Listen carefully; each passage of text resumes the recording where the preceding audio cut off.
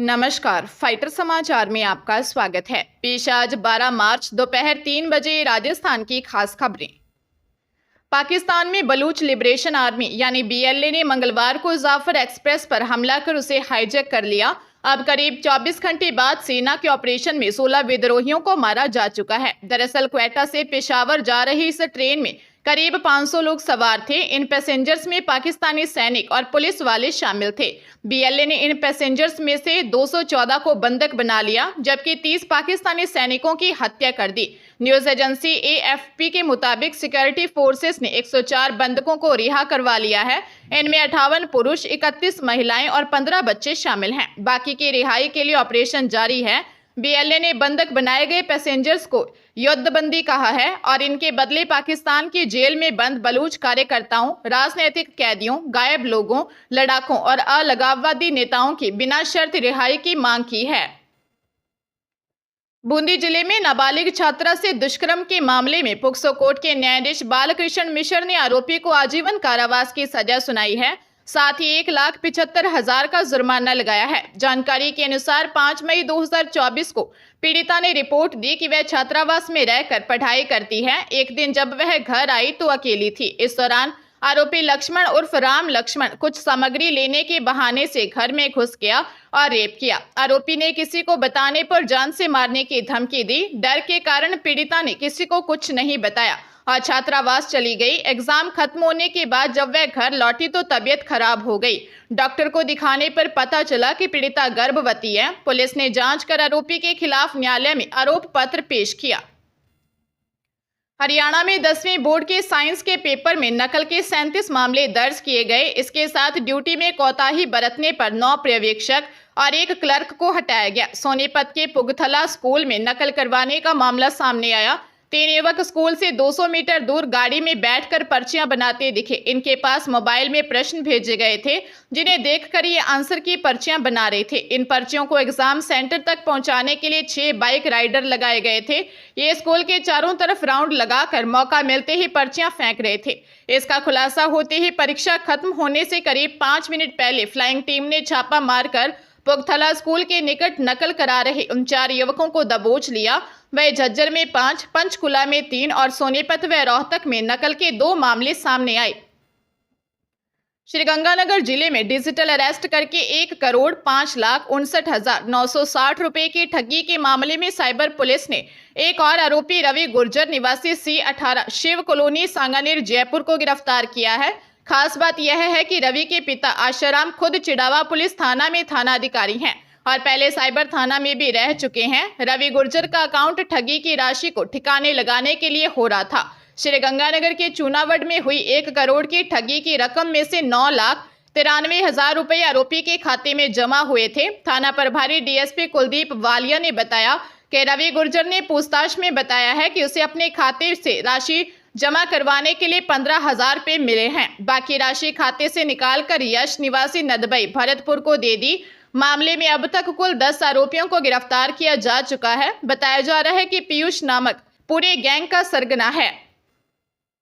देश भर में नीट पीजी 2024 का एडमिशन काउंसलिंग शेड्यूल मार्च तक चलेगा। सीटों के लिए आवेदन 6 से 8 मार्च तक लिए जा चुके हैं। वहीं अब आज 12 मार्च को सीटों का आवंटन होगा। विद्यार्थियों को मेडिकल कॉलेज में 13 से 20 मार्च तक ज्वाइनिंग देनी होगी। सेंट्रल काउंसलिंग के लिए 733 पीजी सीटें खाली हैं।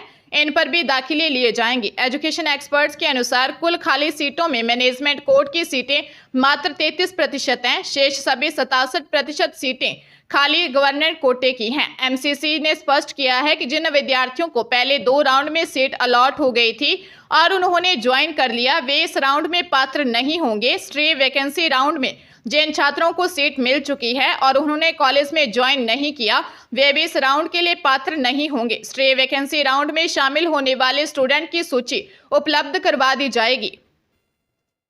राजधानी जयपुर में शादी कराने का झांसा देकर एक युवक से 20 लाख रुपए ऐंठने का मामला सामने आया है। बहाने बनाकर आरोपी डिमांड कर रुपए लेते रहे। शादी के लिए दिए रुपए वापस मांगने पर झूठे केस में फंसाने के साथ ही जान से मारने की धमकी दी। विश्वकर्मा थाने में रोड नंबर 17 निवासी 30 वर्षीय युवक ने रिपोर्ट दी कि अच्छे परिवार की सुंदर सुशील लड़की से शादी कराने का झांसा देकर आरोपी बिचौलिए ने उसे अपने जाल में फंसाया। मई 2024 से फरवरी 2025 तक शादी के नाम पर विभिन्न बैंक अकाउंट में 19,74,275 रुपए ट्रांसफर करवा लिए। बार बार रुपयों की और डिमांड करने लगा। परेशान होकर शादी के लिए दिए रुपए मांगने पर आरोपियों ने झूठे केस में फंसाने के साथ ही जान से मारने की धमकी देनी शुरू कर दी। पुलिस ने मामला दर्ज कर जांच शुरू कर दी है। अजमेर जिले के बांदनवाड़ा के राष्ट्रीय राजमार्ग पर कार पलटने से हुए भीषण सड़क हादसे में 2 युवकों की मौके पर ही मौत हो गई। 2 युवक गंभीर रूप से घायल हो गए। इनमें से 3 युवक भीलवाड़ा जिले के हुरडा तथा एक माताजी का खेड़ा कुंडा का लांबा निवासी थे। ब्लैक स्कॉर्पियो कार में सवार 4 युवक खेड़ी टोल प्लाजा से हुरडा की ओर जा रहे थे। बालाजी होटल के पास अज्ञात वाहन ने टक्कर मार दी। कार अनियंत्रित होकर कई पलटियां खा गई और मंगलम होटल के सामने जाकर रुकी। हादसे में हुरडा निवासी सुनील जाट और जितेंद्र प्रजापत की मौके पर ही मौत हो गई। कार में सवार विष्णु जाट और विनोद रैगर गंभीर रूप से घायल हो गए। चारों दोस्त खेड़ी टोल प्लाजा के पास संगम होटल पर खाना खाने के बाद लौट रहे थे। मंगलम होटल के पास भीषण हादसा हो गया। पुलिस ने मामले की जांच शुरू कर दी है। अजमेर जिले में केकड़ी में ईडी ने 2 कारोबारियों के यहां बड़ी कार्रवाई की। ईडी की टीम सुबह 6 बजे 10 से ज्यादा गाड़ियों में पहुंची। टीम के साथ हथियारबंद जवान भी मौजूद थे। पहली टीम ने पुराने अस्पताल रोड पर पुलिस थाने के पीछे एक हवाला कारोबारी के ठिकाने पर छापा मारा। दूसरी टीम घंटा घर के पास पेच की गली में दूसरे कारोबारी के यहां पहुंची। सूत्रों के अनुसार कारोबारियों पर फर्जी बिलों के जरिए करोड़ों रुपए का राजस्व नुकसान पहुंचाने का आरोप है। ईडी की टीम विदेशी मुद्रा के लेन देन की जांच कर रही है। टीम ने दोनों ठिकानों से कई दस्तावेज जब्त किए हैं। कार्रवाई के दौरान परिवार के सदस्यों को आने जाने की अनुमति नहीं दी गई। ईडी अधिकारियों ने कारोबारियों और उनके परिवार के सदस्यों से पूछताछ की है। राजस्थान में 1000 नए आंगनबाड़ी केंद्र खोले जाने की स्वीकृति जारी की गई है। महिला एवं विकास मंत्री दिया कुमारी ने विधानसभा में बताया, साल 2024-25 में हर विधानसभा क्षेत्र में 5-5 नए आंगनबाड़ी केंद्र खोले जाने की घोषणा की थी। इसके तहत 994 आंगनबाड़ी केंद्रों का संचालन शुरू हो गया है। महिला एवं बाल विकास मंत्री प्रश्नकाल में कहा, केंद्र सरकार की ओर से निर्धारित नॉर्म्स के अनुसार ग्रामीण एवं शहरी परियोजना के अंतर्गत 400 से 800 की आबादी तक 1, 800 से 1600 पर 2, 2600 से 2400 पर 3 और इसी तरह 800 की गुणांक में एक अतिरिक्त आंगनबाड़ी खोलने का प्रावधान है। जनजातीय, मरुस्थलीय एवं दुर्गम क्षेत्रों में 300 से 800 की आबादी पर एक आंगनबाड़ी खोलने का प्रावधान है। सदन को आश्वस्त किया कि इन निर्धारित मापदंडों के अनुसार नए आंगनबाड़ी खोलने के प्रस्ताव केंद्र सरकार को भेजे गए हैं। लुधियाना के पवेलियन मॉल के पास स्थित एक प्रमुख सराफा व्यापारी के सभी ठिकानों पर जीएसटी विभाग ने छापेमारी की। छापेमारी की खबर फैलते ही शहर के सराफा बाजार में हड़कंप मच गया। कई व्यापारी अपनी दुकानें बंद कर फरार हो गए। जीएसटी विभाग के सूत्रों के अनुसार यह कार्रवाई बोगस बिलिंग और हवाला कारोबार की शिकायत के आधार पर की गई। व्यापारी लंबे समय से फर्जी बिल बना रहा था। विभाग को हवाला लेन देन की भी जानकारी मिली थी। जीएसटी अधिकारियों की टीम ने व्यापारी के सभी ठिकानों की जांच की। टीम ने व्यापारी के साथ साथ उसके स्टाफ और परिवार के सदस्यों से भी पूछताछ की। देर शाम तक जांच जारी रही। अधिकारियों ने कार्रवाई के बारे में कोई जानकारी साझा करने से इनकार कर दिया।